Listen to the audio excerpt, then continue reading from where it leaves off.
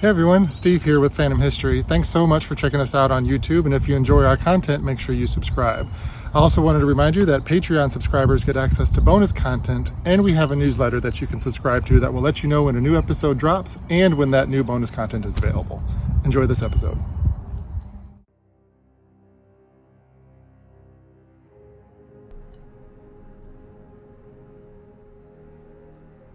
Kelcie saw there was some kind of commotion on the landing of the lighthouse, but she wasn't quite sure what was going on. As she approached the group of tourists, she heard a woman speaking softly, gently even, like she was having a conversation with someone unseen. The people gathered around the woman were all staring up into the dark recesses of the St. Augustine Lighthouse, and, once her eyes adjusted, Kelcie knew exactly what had their attention.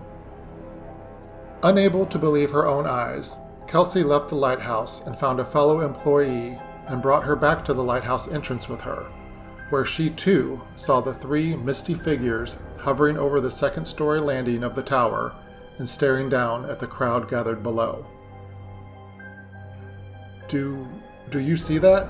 Kelcie asked. Her friend and colleague nodded, and it was the first time Kelcie had ever seen any type of apparition. And she's fairly certain that what she saw were the spirits of three young girls who died tragic deaths at the site while playing nearby during the construction of the lighthouse. I'm Steve Blanchard. Welcome to Phantom History.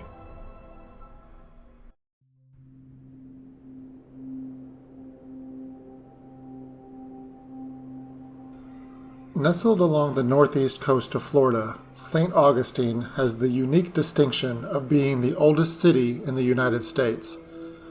Founded in 1565, the city's age also brings with it a documented history of violence, tragedy, growth, and intrigue. Not surprisingly, it's noted as one of the most haunted cities in the U.S. For nearly 5 years, Kelcie Lloyd has served as Specialty Program Manager for the St. Augustine Lighthouse, which has stood on Anastasia Island facing the Atlantic Ocean since construction was completed back in 1874. Interestingly, however, the history of St. Augustine's Lighthouse dates much further back than that. In fact, it dates back centuries earlier. So we have had some sort of watchtower or lighthouse on Anastasia Island in this general vicinity since about 1585 when Sir Francis Drake attacked St. Augustine. There's a map that shows a watchtower here on the island. And the Spanish were reinforcing it, replacing it throughout the years. And then when the Americans came in the 1820s, they basically reinforced it again and added a top portion to it, raising it up a little higher, added a light to it, and that became Florida's first lighthouse. It was 1824 when Florida's first lighthouse was lit and began its service. But today's lighthouse isn't in the first one's footprint. In fact, construction on the lighthouse that stands there today started when lighthouse keepers noticed that the original tower was too close to the ocean and was becoming much too unstable. So that one actually completely collapsed. It sat basically right on the beach. And over the years, the sand started eroding away. And eventually the lighthouse and the keeper's house over there collapsed into the ocean. And that's actually why we have our new lighthouse. Because about 10 years prior, they realized that this lighthouse wasn't going to survive. So they reached out to the lighthouse service and wrote a letter basically saying this lighthouse is not going to last very much longer. What can you do about it? And they sent funds to build a newer lighthouse, which is why if you've ever visited, or if anyone has ever visited, our lighthouse sits a little farther back than you would imagine most lighthouses sit from the water. The St. Augustine Lighthouse stands 165 feet tall, and visitors can still climb the 219 steps to its observation deck for the spectacular views of the Atlantic Ocean and St. Augustine itself. Many assume lighthouses are used only to warn vessels of the shore, In fact, the St. Augustine Lighthouse was used, and still is used, for navigation. The way in which its light shines and its colors are both used in navigation by ships at sea. The easiest way to explain it is it's kind of a combination of a street sign and like a caution sign in terms of like when you're driving around. It did two things historically. The first was it was an indicator of your location. So every lighthouse has a different day mark and night mark. So the night mark is how the light moves when it's dark. So some lighthouses you see 6 bright flashes. Ours specifically is a single beam of light every 30 seconds. And then the day mark is how the lighthouse is painted. So the idea is that if you got blown off course or you sailed through the night and you ended up off the coast and you see a new lighthouse, you see some sort of light pattern, you could basically look at this chart of lighthouses and you would be able to say, oh, you know, this black and white spiral with a red lantern is the St. Augustine Lighthouse. And then next to that, there would be any cautions that would be needed. So in some places it was, you know, there's rocks off the coast. In our specific location, it noted that you needed a local pilot to get into the inlet because our inlet was so treacherous. It had like constantly moving sandbars. You had to have someone who was local, who was sailing it constantly, who knew how those sandbars moved to actually make it into the inlet at St. Augustine. The lighthouse was for the safety of seafarers and those delivering goods to the United States' oldest port. However, no one could have foreseen the tragedy that befell the lighthouse even before it was fully constructed. Building the lighthouse that stands there today, further away from the coast, meant that it was less likely to fall to the whims of time and the Atlantic Ocean as its predecessor did. It also allowed for its bright light to be seen from miles out in the Atlantic Ocean as ships navigated near the shore. Construction began once funding was secured and required some ingenuity considering its location on the upper areas of Anastasia Island. That ingenuity, unfortunately, led to tragedy early on in its construction. We started construction on the lighthouse in 1871, and during that time period, our head of construction was a man named Hezekiah Pitty. And Hezekiah moved here with his wife and 4 children.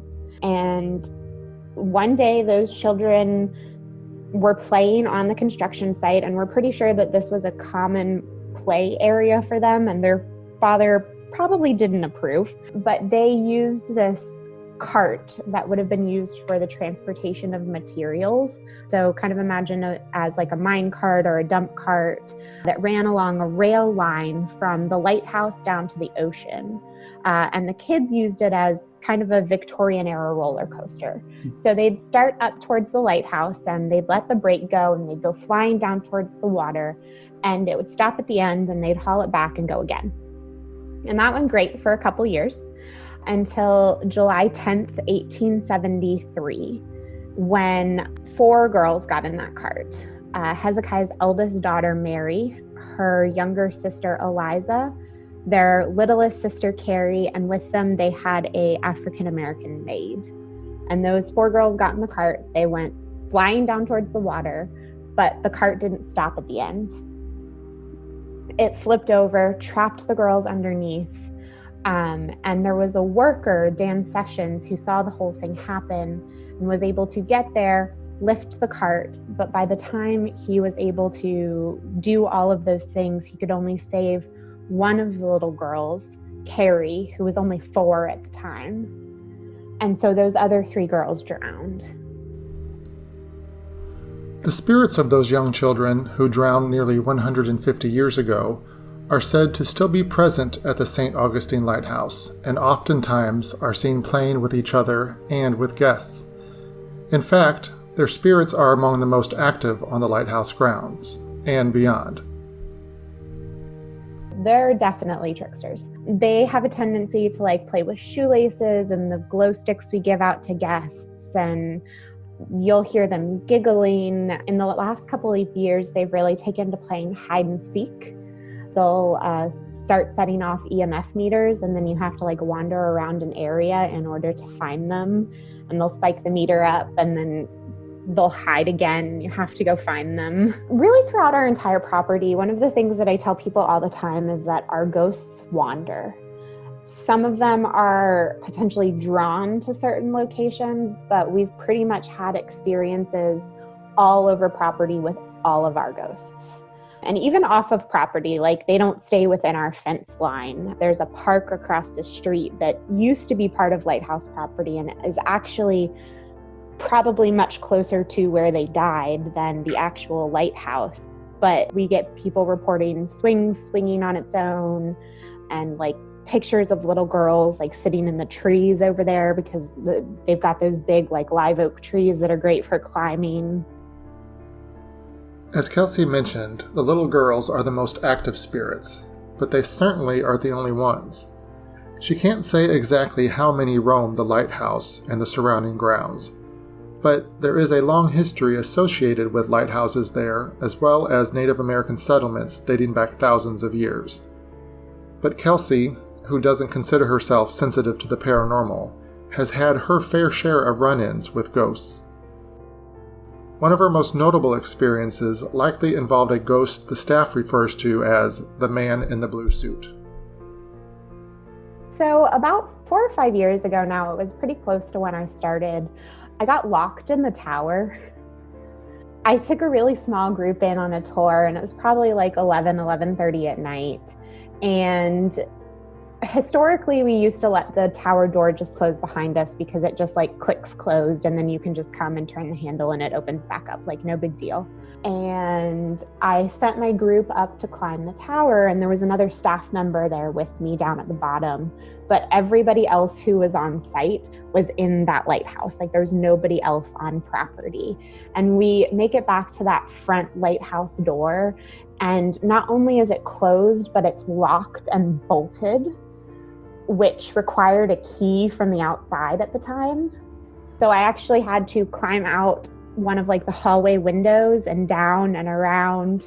And once we got down and around, there was no reason that that door should have been bolted like that. And for probably the next month and a half, on a pretty regular basis, someone got locked in the tower. So I would hear like banging on the door, or I'd get a radio call from one of my staff members asking like to come be let out. So now on the tour, we prop the door open so no one gets locked in. So we have sightings of what we call our man in the blue suit, which is actually very similar to what a keeper's uniform would have looked like. The keeper's uniform was like dark blue slacks, a dark blue button-up jacket, and a dark blue short-brimmed hat. So we've had sightings in the basement of a man in the blue suit. We've had sightings like at the door of the tower of a man in the blue suit. So I kind of feel like things like the doors locking or the windows opening and closing on their own tie back to maybe a keeper just going through those duties again. Like, locking the door after he leaves the lighthouse, or, opening the windows after a storm, like those kinds of things. Staff at the lighthouse can't seem to pinpoint exactly which keeper may still be doing his nightly duties. Lighthouse keepers would live on site with their families, and during that time, illnesses and accidents could claim lives.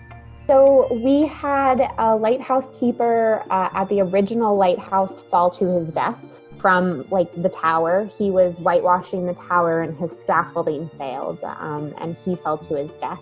His name was Joseph Andrew. The very first lighthouse keeper to live in the keeper's house in the late 1870s, his name was Major William Harn. He passed away in the house. He died from a lengthy sickness with tuberculosis and malaria. And then we've actually had a couple wives die in the house. So Peter Rasmussen, who is one of our more active spirits, his wife Lula passed away in the house. We have keeper's logs. I think in the keeper's logs it just says lengthy sickness. But we really don't have a lot of contact with her, or really any contact with her. But Peter was our lighthouse keeper. He was our longest serving lighthouse keeper. He was here for 23 years. Guests come from all over the country and the world to visit the United States' oldest city. And most of those guests will take time to tour the lighthouse and climb up to the light, whether it's during the day or while participating in a ghost tour at night. It's those visitors who provide most of the paranormal documentation to Kelcie and her counterparts at the St. Augustine Lighthouse. Stories of experiences and photos of strange apparitions are shared with the staff almost every single night. You pick something like paranormal that has happened, like that could happen, and it's probably happened at the lighthouse. We have figures that have been seen. We have voices that have been heard, doors that lock and unlock, and windows that open and close on their own. We have people that have been touched. Probably our most common way that people have communications or connections with the ghosts is with EMF meters. We rent those out on the tours, and we encourage people to wander around and see if they can connect and communicate with our ghosts that way. But the spirits that still reside on the grounds of the St. Augustine Lighthouse don't always need technology to make themselves known. Whether they are residual or active spirits, Kelcie's not sure. But she says that guests report strange sightings to her and her colleagues often, even if they don't have the assistance of technology. Always the things moving on their own. We have furniture that's rocking chair in the Harn side of the house. Currently, we have a portion of our keeper's house that's set up to look like William Harn's home. So it's very Victorian looking. And I've had multiple reports of the rocking chair rocking on its own, or people seeing the love seat in there bow as if someone had sat down on it. Those are always eerie. I also think when people tell me they see figures, it's scary, especially when I'm talking and they tell me oh, there's something behind you. Pictures are encouraged during the tours at the lighthouse, and guests are quick to share their pictures with the guides on Facebook and on the museum's Instagram page. Oftentimes, guides will have the unpleasant job of pointing out that an orb is really just a speck of dust or a bug caught in the flash. But there are other photos shared that can't be as easily explained away. One set of pictures in particular stands out. I have a copy of 2 pictures that were taken about 5 years apart. Same landing in the tower, which is I think the second or third landing up. And you can very clearly just over the railing see 2 eyes and what looks like curly hair. But these 2 pictures were taken 5 years apart. And it's almost the exact same picture. We have a picture of a white figure in front of our World War II garage. We have a picture of this misty white form in the woods. Photographs are great to share online and with guests during a tour. But it's when a group sees something in real time that really shows the power of the paranormal at the St. Augustine Lighthouse. Kelcie, remember, is not especially sensitive to the paranormal, but there is one instance that stands out in her mind the most, and that proved to her that she shares the lighthouse with those who came before her.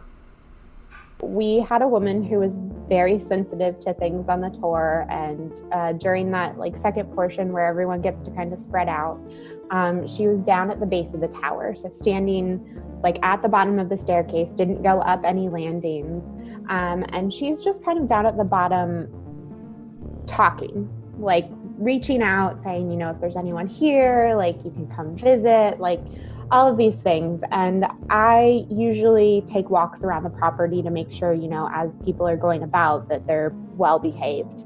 And so I noticed this large group for the base of the tower. There was 15 people down there, standing in the base of the tower. So I'm okay, something's going on. I walk in, and everyone is looking up the staircase.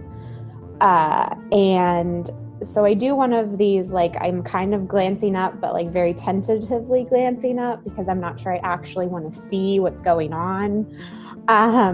And on about the second landing, there is this misty bluish white figure leaning over the railing, like not very tall, kind of girl-sized.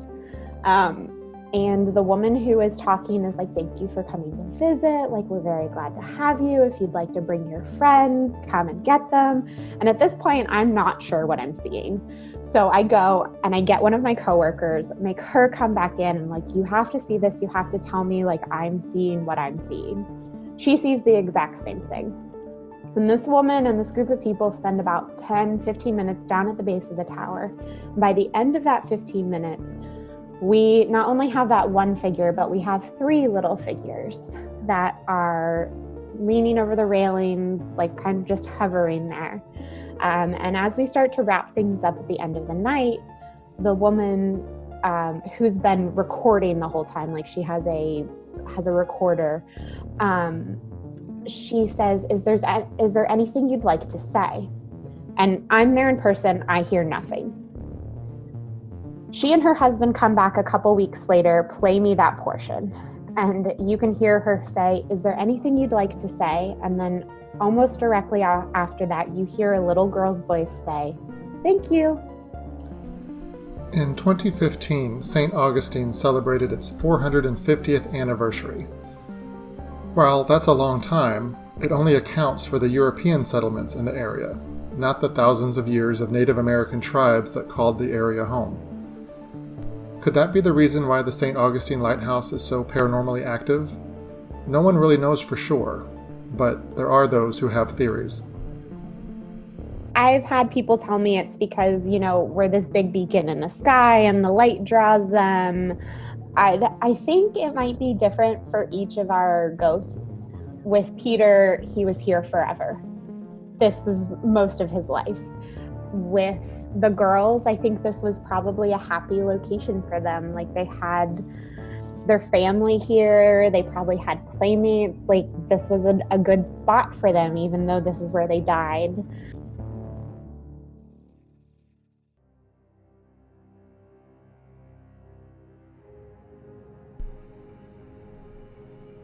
Phantom History is written, researched, edited, and produced by me, Steve Blanchard.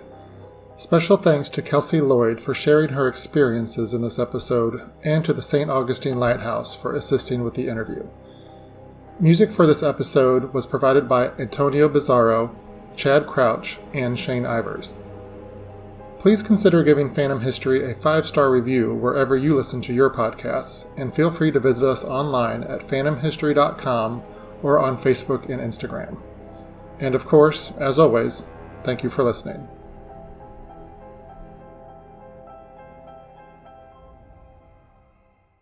Hey, Steve here. Thanks so much for checking out that content. And before you go, I wanted to let you know that if you become a supporter of the podcast through Patreon, you'll gain access to bonus content. And if you subscribe to our newsletter at phantomhistory.com, we will let you know when that bonus content becomes available and when a new episode drops. And one more thing, I'm always looking for ideas for future episodes. So if you have an experience or a location you think that I should focus on, please let me know through the website, or you can email me directly at podcast@phantomhistory.com.